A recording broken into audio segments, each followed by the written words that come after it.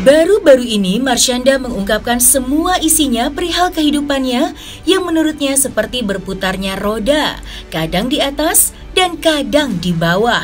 Di saat yang bersamaan Marshanda harus tetap berobat karena penyakit bipolar yang dideritanya.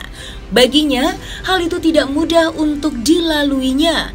Namun di atas semua itu ada malaikat kecil bernama Sienna yang menjadi penyemangatnya untuk tetap berjuang dalam hidup ini. Rasa terima kasih juga diucapkan Marshanda untuk Neisana Ayu Nabila atau yang akrab disapa dengan Ines, yang tidak lain adalah istri mantan suaminya. Karena Ines telah menyayangi Sienna dengan sepenuh hati. Semua itu diungkapkan Marshanda di hadapan Alvin. Saksikan selengkapnya hanya di Alvin in Love. Gue main, jadi Airbnb gue itu di daerah pantai namanya Venice Beach. Gue main lah ke pantai, gue tinggalin semua HP gue di Airbnb. Gue nggak mau di trace dan gue nggak mau ada yang tahu gue di mana. Gue pengen me time, gue pengen main ombak, gue pengen rasain biar kena ombak lagi kayak gue waktu kecil. Memang banyak aspek kehidupan aku yang terpengaruh. Oke, aspek kehidupan kamu terpengaruh, like what? Kayak kita kan hidup roda di atas, roda di bawah kadang-kadang. Nah ini rodanya lagi di bawah gitu, sampai ke hal-hal yang orang nggak bakal percaya deh Marshanda gitu. Ini menarik, rodanya di bawah. Ya. Enak banget kamu ngomongin santai aja gitu loh. Ya, finansial. Oh, secara financially. Financially tuh aku lagi biasa kan, Cah? Aku juga ngalamin. Nah, itu dia, semua orang ngalamin, tapi semua orang itu ngelihat kalau masanya kita ngalamin. What, Marshanda sampai kayak gini terus tadi aku bilang juragan daerah sini kan. What, Marshanda ngalamin kayak gini gitu. Terus aku malah anggap itu kayak no, itu dia yang pengen gue bilang ke kalian. Gue itu gue bisa juga jadi manusia normal yang that things can happen to me too. Iya, dan gak cuma finansial doang, teman-teman jadi berubah atau enggak teman-teman jadi ngeliat aku kayak kok isi obrolan kita berubah ya? Karena kalian semua saksi dan juga penyebab aku stres juga gitu, yang bikin kesalahpahaman itu. Dan aku memutuskan untuk aku minta semua yang ngebully sahabatku itu si Sheila dan David untuk berhenti ngebully mereka, karena semua orang punya suffering, mereka cuma salah satunya. Dan aku berterima kasih sama mereka, tapi artinya aku berterima kasih bukan aku udah nggak temenan lagi sama mereka. Untuk for now, aku nggak tahu yang jangka panjang kita itu bisa berubah, tapi for now aku nggak follow mereka di Instagram karena terlalu riuh lah, friksinya nggak akan mati karena mereka di titik kehidupan yang berbeda sama aku. Dia itu, aku ngelihat soul aku di dia, jiwa aku, dalam arti apa sih lucu? Iya. Ya benar, rasanya benar. Soalnya aku ngelihat dia tuh punya keinginan, walaupun kayak misalnya aku ke LA sebulan. Iya. Dia nanya nggak Maya kemana? Ya dia tahu lah, kita sempat video callan, terus dia bilang, Ibu itu... tapi dia nggak tinggal sama kamu kan? Nggak, dia tiap weekend ketemu aku. Terus udah gitu, dia itu selalu, pokoknya cuma satu, dia mau aku happy, dan dia ngerti konsep itu. 9 years old, dia cuma pengen ibu tuh happy. Udah sering bilang sih, tapi bilang lagi aja nggak apa-apa ya. Pokoknya pesan ibu buat Sienna, ibu kan punya lagu yang judulnya Sienna, dan di Sienna punya filenya. Ibu mau Sienna dengerin itu tiap kali Sienna ngerasa lost, ngerasa sendiri, karena ibu nggak akan bohong sama Sienna. In your life akan ada momen dimana Sienna ngerasa like you need a grip.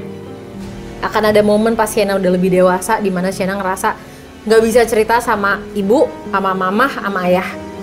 Dan ibu pengen Sienna tahu bahwa even dalam momen-momen kayak gitu, Sienna pasti akan bisa nemuin jawaban-jawaban dalam diri Sienna. Kalau Sienna betul-betul percaya Allah itu lebih dekat dari nafas kita, dari urat nadi kita sendiri. Sienna akan nggak akan pernah Sienna ditinggal sendiri sama Allah. Aku nggak tahu kenapa pengen berterima kasih sama Ines sih, karena Ines sayang banget sama Sienna. Maksudnya walaupun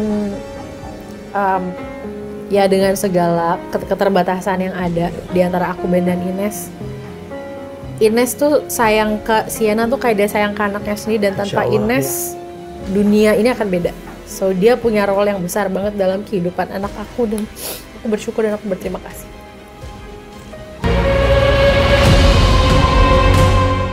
Nama Marshanda beberapa bulan yang lalu sempat menghebohkan publik usai dikabarkan hilang di negeri Paman Sam, Amerika Serikat. Namun, selang beberapa hari kabar tersebut ditepis oleh pihak keluarga. Kabar hilangnya Marshanda sempat menjadi sorotan, mengingat kepergian Marshanda ke Los Angeles, Amerika untuk berobat penyakit bipolar yang sudah lama dideritanya. Lantas, apa yang sebenarnya terjadi pada Marshanda saat itu? Dan seperti apa pula tanggapan psikiater melihat hal itu? Dan di situ Sheila tuh nelponin gue. Dia nelponin gue sampai 7 kali. Terus dia panic attack karena gue nggak bisa ditemuin. Dia ngelaporin gue ke 911. Terus gue jalan pulang. Gue cuma 2 jam main ombak. Terus gue jalan pulang nih. Gue agak-agak bingung arah pulangnya, tapi deket banget sebenarnya. Akhirnya gue nyampe balik ke arah Venice Beach, dan gue minta tolong seorang stranger untuk ngarahin gue ke rumah, ke Airbnb gue. Terus pas gue dibantuin sama orang ini, datanglah ambulans ngejemput gue, dan ambulans itu yang nge-nelpon adalah Sheila atau David. Aku bilang gini, memang kejadian yang di LA kemarin itu kan heboh lah, kamu heboh bilang, yang salah paham yang udah jadi gitu, besar gini, gitu kan. Halo, LA kok hilang? Aneh banget. Mau kemana? Jadi gitu tuh gini, aku tuh emang belum siap ngomong sebenarnya kronologi apa yang terjadi. Cuman satu hal yang mau basically aku lakukan, apa sih in general aja deh. Yang mau aku lakukan adalah aku mau berterima kasih, karena aku ingat loh, aku tuh kayak tahun 2020 Uncle, aku pernah di acara Metro TV yang ada nama acara Q&A kalau nggak salah. Q&A apa gitu. Terus it's okay not to be okay, tagline-nya. Terus aku ditanya, Caca, kamu tuh misinya mau jadi apa? Keinginan kamu dalam hidup? Aku jawab, gue mau mati. Pada saat aku mati, aku mau diingat sebagai lover and healer. Pemberi cinta dan healer. Untuk merasa orang-orang bisa heal. Lalu kemarin aku DLI itu adalah tes ujian dari alam semesta. Oke, emang lo mau dikasih, mau pengen, lo udah bilang lo udah bukan mengklaim ya, udah menyatakan sama semesta dan sama Tuhan, lo mau jadi lover and healer. Sekarang coba kita tes lo. Kita tes teman lo sendiri yang lo paling protect, yang lo paling support, yang lo paling sayang, yang punya keterbatasan yang besar banget dalam kesehatan mental dia ngehianatin lo, dan dia setengah ngehianatin dan setengah salah paham, yang diputer gila-gilaan, sedunia jadi berantakan, keluarga lo juga jadi makin breakdown karena kesalahan dia. Lo bakal gimana sama dia? Dan aku anggap itu adalah tes. Itu momen tes sih. Iya, itu adalah momen tes semesta buat aku. Lo bisa nggak jadi lover and healer? Jadi itu semua terjadi sama aku tuh karena aku yang minta. Kalau dilihat dari apa yang diceritakan itu, sebetulnya dia menyadari apa yang dia alami. Tetapi mungkin saat-saat tertentu dia tidak bisa mengendalikan emosinya, tidak bisa mengendalikan pikiran dan perilakunya. Akibatnya itu tadi, dia sendiri merasa tidak apa-apa, tapi orang di sekitar yang biasa mengenal dia memberikan komentar bahwa dia ini sudah tidak wajar, dia ini sebaiknya tetap berobat atau di dalam pengawasan. Yang jadi persoalan pada orang-orang gangguan bipolar ini, istirahat harus cukup, makan harus cukup, kemudian beban yang lainnya jangan diberikan sedemikian rupa atau terus-menerus, agar yang bersangkutan ini bisa segera mengatasi persoalan yang ada di dalam dirinya sendiri maupun di sekitarnya.